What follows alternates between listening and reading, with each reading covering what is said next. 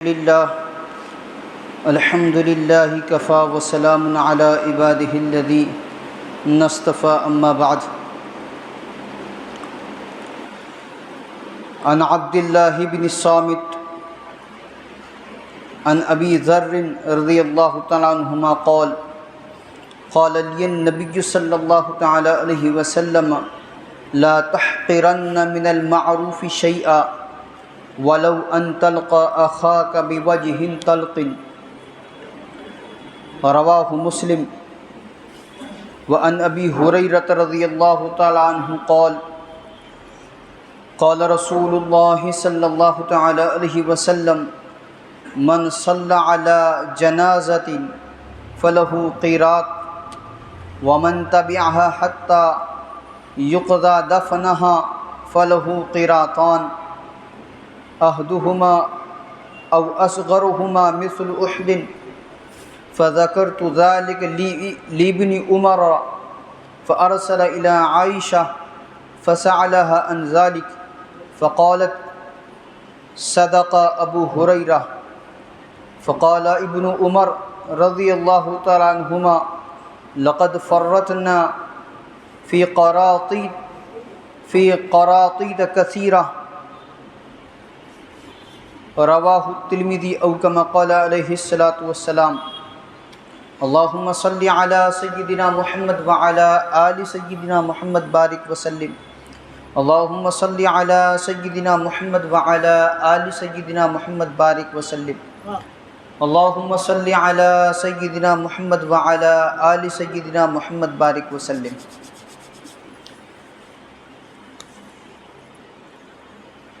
تو اگر نواز دے تو تیرا کرم ہے ورنہ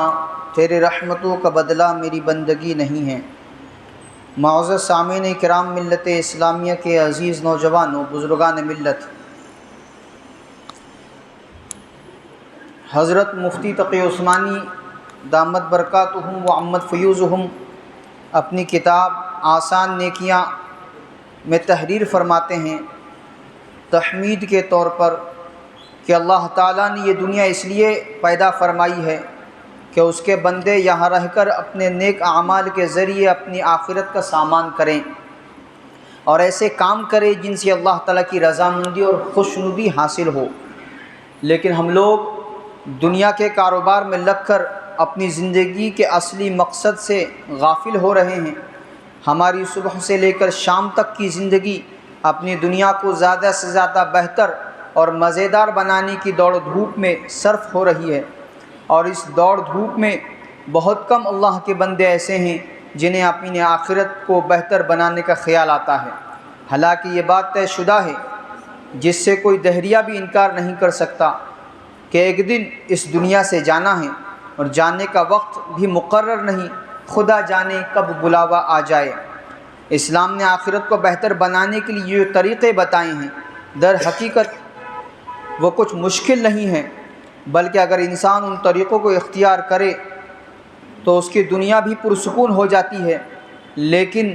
آج کل ذہنوں میں یہ بات بیٹھ گئی ہے کہ اسلامی تعلیمات پر عمل کرنا ایک مشکل کام ہے، جس کے لیے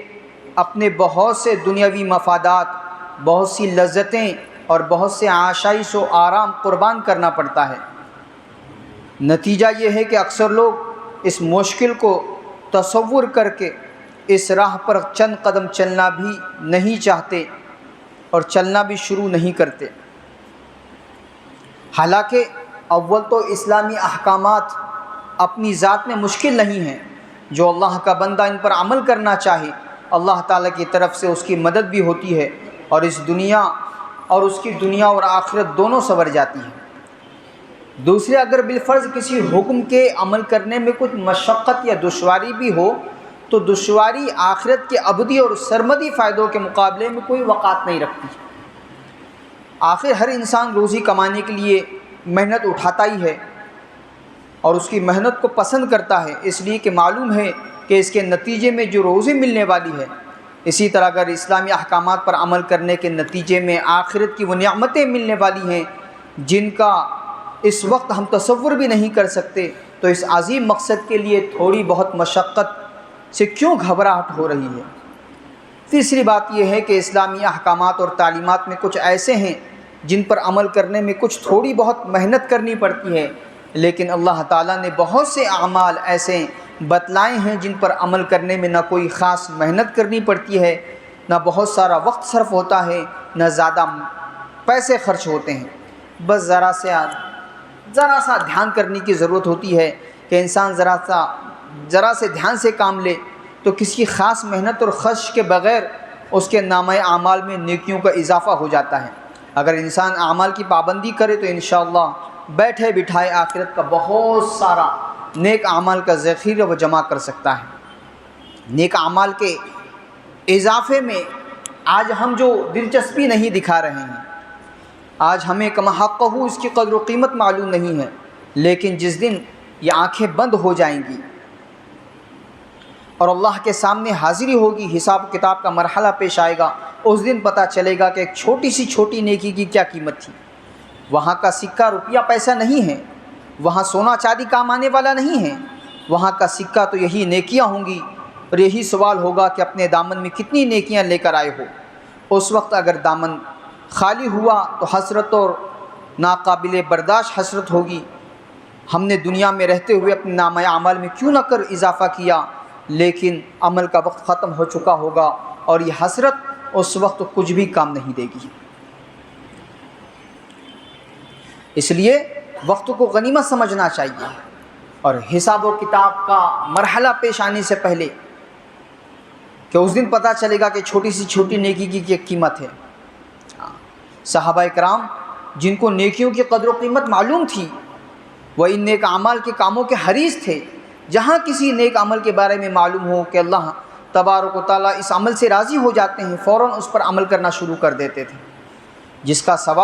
عمل کا ثواب معلوم ہو انہیں دیر نہیں لگتی تھی، اس پر عمل کرتے۔ یہاں تک کہ اگر کچھ تاخیر سے اس عمل کے بارے میں معلوم ہو جائے تو افسوس کیا کرتے تھے کہ ہمیں پہلے کیوں نہ معلوم ہوا، کہ ہم پہلے سے اس کو اپنا معمول بنا لیتے ہیں۔ حضرت عبداللہ بن عمر رضی اللہ تعالیٰ عنہما کو حضرت ابو ہریرہ رضی اللہ تعالیٰ عنہ نے یہ حدیث سنائی کہ جو شخص کسی جنازے کی نماز پڑھے اس کو 1 قرات ثواب ملتا ہے، اور جو میت کے دفن ہونے تک جنازے کے پیچھے جائے اسے 2 قرات ثواب ملتے ہیں، جن میں سے ایک احد کے برابر ہے۔ 1 قرات اصل میں سونا چاندی ناپنے کا ایک پیمانہ ہے، لیکن اس پیمانے کی لمبائی چوڑائی حدیث میں بتا رہی ہے کہ جیسے احد پہاڑ کے برابر، ایک احد کے پہاڑ برابر 1 قرات کا ثواب، اور 2 قرات کا ثواب 2 احد کے پہاڑ کے برابر۔ حضرت ابن عمر رضی اللہ تعالیٰ عنہما نے حضرت عائشہ رضی اللہ تعالیٰ عنہ سے اس حدیث کے بارے میں پوچھا تو انہوں نے بھی حضرت ابو ہریرہ رضی اللہ تعالیٰ عنہ کی تصدیق فرمائی۔ تو حضرت ابن عمر رضی اللہ تعالیٰ عنہ بے ساختہ آپ فرمانے لگے، ہم نے بہت سارے قرات ضائع کر دیے اور بہت سارے قرات کے ثواب کو ہم نے گنوا دیا۔ جامع ترمذی کی روایت ہے۔ اس لیے چھوٹے عمل، آسان نیکیاں ہوتی ہیں، چھوٹے عمل ہوتے ہیں جن پر عمل کرنے میں نہ کوئی وقت صرف ہوتا ہے زیادہ، نہ آدمی کا مال خرچ ہوتا ہے، اور نہ بہت وہ لمبے چوڑے ہوتے ہیں۔ چھوٹے عمل ہوتے ہیں، اگر ان پر دھیان دیا جائے تو آدمی کے نامہ اعمال میں اضافہ ہی ہوگا۔ اب دیکھیے، اب جو پہلی چیز آپ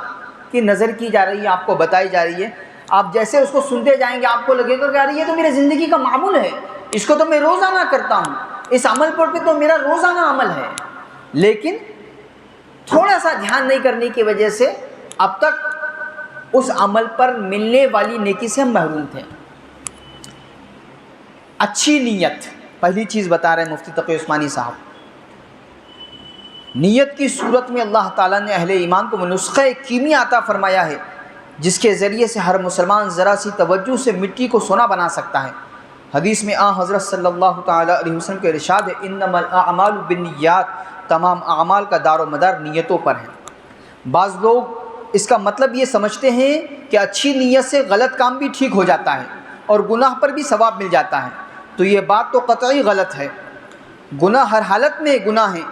کتنی ہی اچھی نیت سے کیا جائے وہ جائز نہیں ہو سکتا۔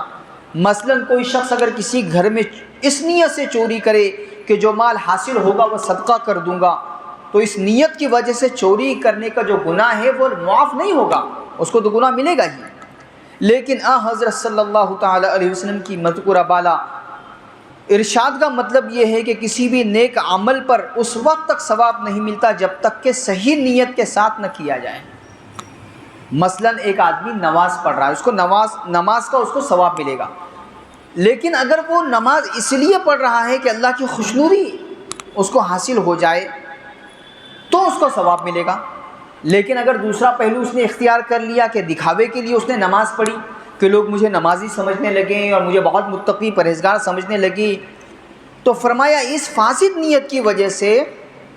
اس کا ثواب غارت چلا جائے گا،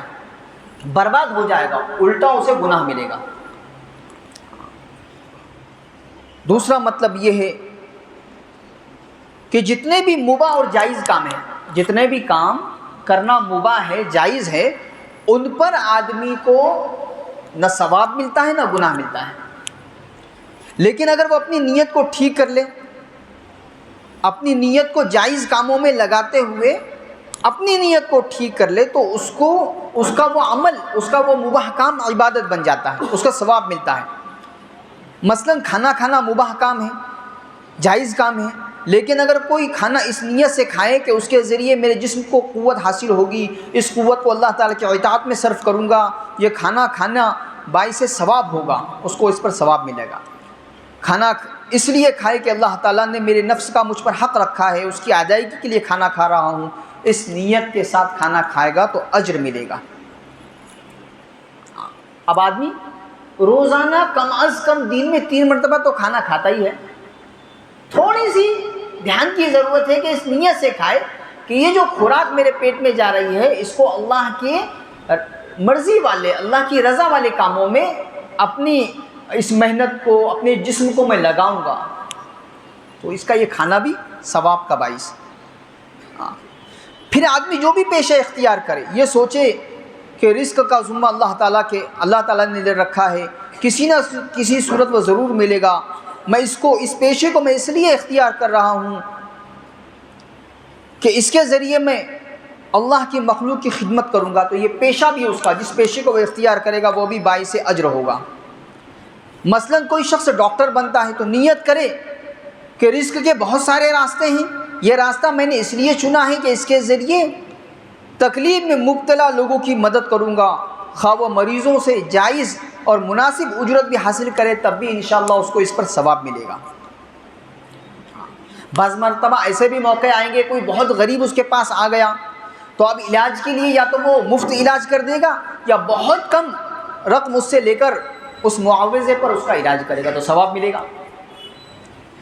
ایک آدمی کپڑوں کا تاجر ہے، کپڑوں کی وہ تجارت کرتا ہے، اس نیت سے کرے کہ ہر انسان کے ذمے شرعی لباس کا پہننا واجب ہے۔ بہت سارے پیشے ہیں دنیا میں، لیکن میں نے کپڑا بیچنے کا پیشہ اس لیے اختیار کیا کہ اس کے ذریعے مخلوق کو اس واجب کی ادائیگی میں مدد کروں، امید ہے کہ اس پیشے کی وجہ سے اس کو ثواب ملے گا۔ کپڑا اس لیے بیچ رہا ہے کپڑا کہ اپنے جسم کا، اپنے سطر کا، اپنے تن کا ڈھانکنا واجب ہے، اور اس واجب کام میں لوگوں کی میں مدد کر رہا ہوں کہ وہ مجھ سے کپڑا خریدیں گے اور اپنے جسم کو ڈھانک سکیں گے، وہ اس کو پہن سکیں گے، اس پر اس کو ثواب ملے گا۔ ایک آدمی سرکاری ملازم ہے، ملازمت کر رہا ہے، وہ یہ نیت کر لے کہ اس کے ذریعے مخلوق کی ضرورتوں کو پورا کرنے کا مجھے موقع مل رہا ہے، خواہ اس کو اس پر تنخواہ بھی مل رہی ہے لیکن انشاءاللہ اس پر اس کو ثواب ملے گا۔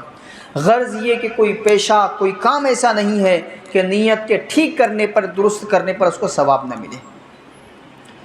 ایک آدمی اپنے تن کو ڈھانک رہا ہے، کپڑا پہن رہا ہے، اس نیت سے وہ کپڑا پہنے کہ یہ اللہ تعالیٰ کی نعمت ہے جو اللہ نے مجھے دی ہے، اور اللہ تعالیٰ چاہتے ہیں کہ اس کی نعمت کا اثر میرے جسم پر دکھے۔ اس لیے نہیں پہن رہا ہے کہ لوگ تکبر کے لیے نہیں پہن رہا ہے، شیخی بگارنے کے لیے اور لوگوں کو دکھانے کے لیے کہ میں کتنا بڑا آدمی ہوں، کتنا مالدار آدمی ہوں، کتنا کاسٹلی کپڑا میں پہنتا ہوں، کتنا میں بھاری کپڑا پہنتا ہوں، اس لیے نہیں پہن رہا ہے۔ اس لیے پہن رہا ہے کہ اللہ کا حکم ہے، تن کا ڈھانکنا واجب ہے، اور اللہ کی رضا کے لیے وہ پہن رہا ہے، تو اس پر اس کو ثواب ملے گا، اس پر اس کو ثواب ملے گا۔ ہر عمل پر ثواب کمایا جا سکتا ہے۔ اپنے بچوں سے آدمی پیار کر رہا ہے، ہر بندہ اپنی اولاد سے پیار کرتا ہے، محبت کرتا ہے. آپ کو اپنی اس بچے سے پیار کرنے پر ثواب مل سکتا ہے اگر آپ یہ نیت کر لیں کہ حضرت صلی اللہ تعالی علیہ وسلم کی یہ سنت ہے کہ آپ صلی اللہ تعالی علیہ وسلم بچوں سے محبت فرماتے تھے. اب اس عمل پر بھی ثواب. گھر کا کام اس نیت سے آدمی کر رہا ہے کہ حضرت صلی اللہ تعالی علیہ وسلم جب گھر میں تشریف لاتے تو گھر کے کاموں میں گھر والوں کا ہاتھ بٹایا کرتے تھے. اس عمل پر ثواب مل رہا ہے. بیوی بچوں سے خوش طبعی سے باتیں کر رہا ہے، گھر میں ہنسی مذاق ہو رہی ہے، ہنسنا بولنا ہو رہا ہے، اس نیت سے ہو کہ حضرت صلی اللہ تعالی علیہ وسلم کی سنت ہے کہ آپ صلی اللہ تعالی علیہ وسلم ان سے حسن سلوک کے ساتھ پیش آتے تھے، اور آپ کا حکم ہے کہ اپنے گھر والوں کے ساتھ حسن سلوک سے پیش آؤ. گھر میں مہمان آ گئے، مہمانوں کی خاطر مدارات اس غرض سے آدمی کر رہا ہے کہ مہمان کا اکرام کرنا سنت ہے اور یہ مومن کے حقوق میں سے ہے، ثواب مل رہا ہے.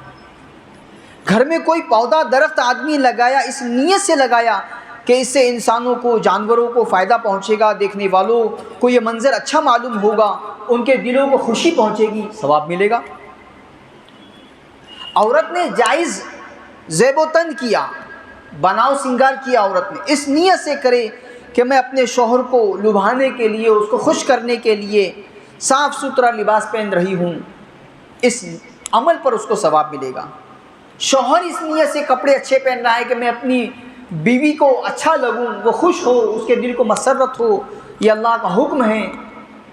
ثواب مل رہا ہے. جائز اور مباح جگہ پر تفریح کے لیے آپ جا رہے ہیں، اپنے گھر والوں کو لے جا رہے ہیں، گھمانے کے لیے لے جا رہے ہیں، اور ایسے مقام پر لے جا رہے ہیں جہاں پر جانا جائز ہے. فرمایا کہ اس نیت کے ساتھ تفریح کے لیے جا رہے ہیں کہ فرائض میں ادائیگی کے لیے چستی پیدا ہوگی، نشاط پیدا ہوگا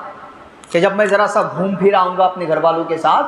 تو میرا مائنڈ ذرا سا فریش ہو جائے گا، اور اس فریش مائنڈ کے ساتھ میں اللہ کی اچھے سے عبادت کر پاؤں گا، ثواب ملے گا. واچ گھڑی ہر آدمی پہنتا ہے، اس لیے پہنے کہ نمازوں کا وقت معلوم ہوگا، اس کے ذریعے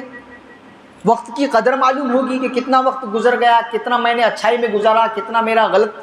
کاموں میں جو نہیں لگنا چاہیے تھا لگ گیا. یہ حساب کتاب کے لیے اس نے گھڑی پہنی، اس گھڑی پہننے پر اس کو ثواب مل رہا ہے. غرض کہ ہر عمل آپ کی زندگی کا آپ کو ثواب دلا سکتا ہے، بشرطے کہ آپ اپنی نیت کو درست کر لیں. امام غزالی رحمۃ اللہ علیہ نے احیاء العلوم میں بجا ارشاد فرمایا ہے کہ انسان کی زندگی کا کوئی بھی جائز کام ایسا نہیں ہے جسے کوئی نہ کوئی اچھی نیت کر کے وہ ثواب کا کام نہیں بنا سکتا. یہاں تک کہ میاں بیوی آپس میں ایک دوسرے سے اس نیت سے لذت حاصل کریں کہ ایک دوسرے کا حق ادا کر رہے ہیں اور ان دونوں کو عفت پاک دامنی حاصل ہوگی تو اس عمل پر بھی ثواب ملے گا. اپنی بشری ضرورت کو بندہ پورا کر رہا ہے، اپنی نفسانی خواہش کو مکمل کر رہا ہے، جائز جگہ پر کر رہا ہے، اپنی اہلیہ سے کر رہا ہے، صحیح نیت کی وجہ سے اس عمل پر بھی ثواب ملے گا. آپ اندازہ لگائیے کہ صرف نیت کے درست کرنے پر، ٹھیک کرنے پر آپ کی زندگی کے 24 گھنٹے عبادت والے بن سکتے ہیں، نیکی والے بن سکتے ہیں. اس لیے ہم اپنی نیتوں کو درست کر لیں اور ہر عمل میں اس کے کرنے سے پہلے اپنی نیتوں کو درست کر کے اس عمل کو نیکی والا بنائیں، عبادت والا بنائیں. اللہ تبارک و تعالی عمل کی توفیق عطا فرمائے. آئندہ جمعہ انشاءاللہ کچھ اور ایسی آسان نیکیاں اور ایسے کام کہ جن کے اوپر عمل کرنا بہت سہل ہے، بہت آسان ہے، اور یہ آسان نیکیاں آپ کو انشاءاللہ گوش گزار کرنے کی کوشش ہوگی. وآخر دعوانا الحمدللہ رب العالمین والصلاة والسلام علی سید الانبیاء والمرسلین صلی اللہ تعالی علیہ وسلم.